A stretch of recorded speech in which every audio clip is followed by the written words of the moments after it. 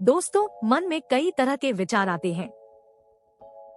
कभी कभी तो न चाहते हुए भी मन में अश्लील विचार आ जाते हैं। लेकिन महात्मा गौतम बुद्ध की इस कहानी से आपके विचारों में बदलाव आएगा।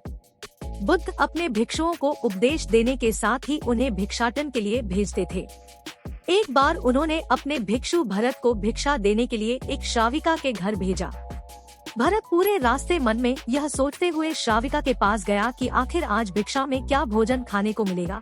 क्योंकि भरत चंद्रू वंश के राजकुमार थे और बुद्ध के सानिध्य भिक्षुक के रूप में दीक्षित हुए थे।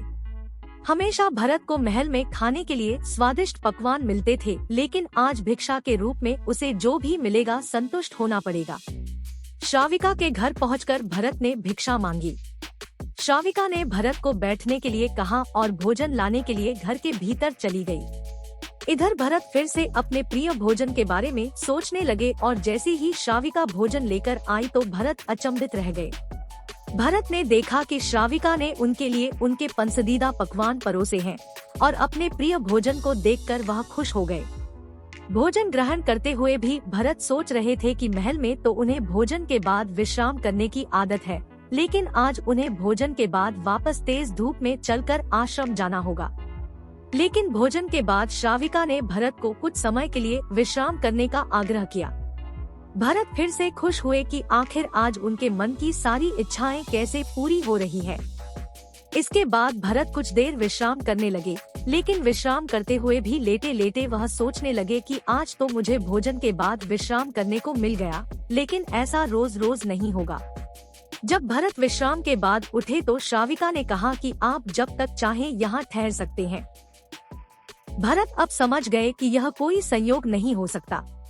उन्होंने श्राविका से कहा कि मुझे क्षमा कीजिए, क्या आप मेरा मन पढ़ सकती हैं? श्राविका ने हाँ में उत्तर दिया और कहा कि हाँ, मैं मन पढ़ सकती हूँ। शुरू में यह कठिन था, लेकिन फिर मैंने स्वयं के मन विचारों को देखना शुरू किया। पहले मेरे विचारों की संख्या अनगिनत हुआ करती थी।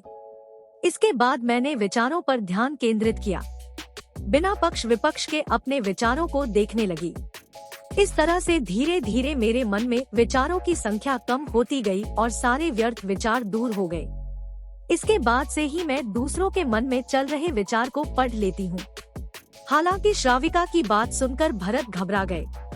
इसके बाद भरत ने श्राविका से आज्ञा ली और आश्रम के लिए निकल पड़े।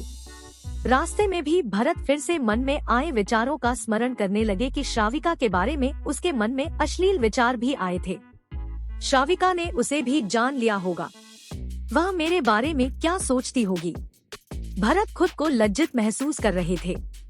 भरत ने आश्रम पहुंचकर गौतम बुद्ध से कहा कि अब मैं कभी भिक्षाटन के लिए नहीं जाऊंगा। बुद्ध ने भरत को पास बुलाया और कहा कि क्या हुआ है, तुम मुझे सारी व्यथा बताओ। भरत ने सारी बातें बुद्ध को बताई।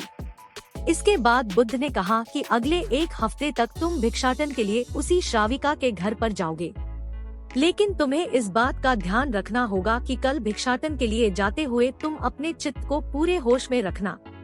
तुम्हारे भीतर क्या विचार उठे, उन पर ध्यान केंद्रित करना और यह भी ध्यान रखना कि तुम्हारे मन में कौन सी वासना उठ रही है। तुम कल इन सभी चीजों को ध्यान में रखकर जाना और इसके बाद मुझे वापस आकर बताना। अगले दिन भरत भिक्षाटन के लिए गए। बुद्ध के बताए अनुसार वह पूरे रास्ते अपने होश को जागृत रखते हुए चल रहे थे।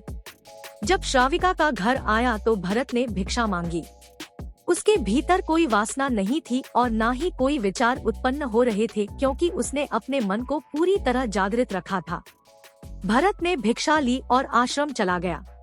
भरत ने बुद्ध को प्रणाम किया और कहा कि आज उसे जिस आनंद की अनुभूति हुई वह पहले कभी नहीं हुई।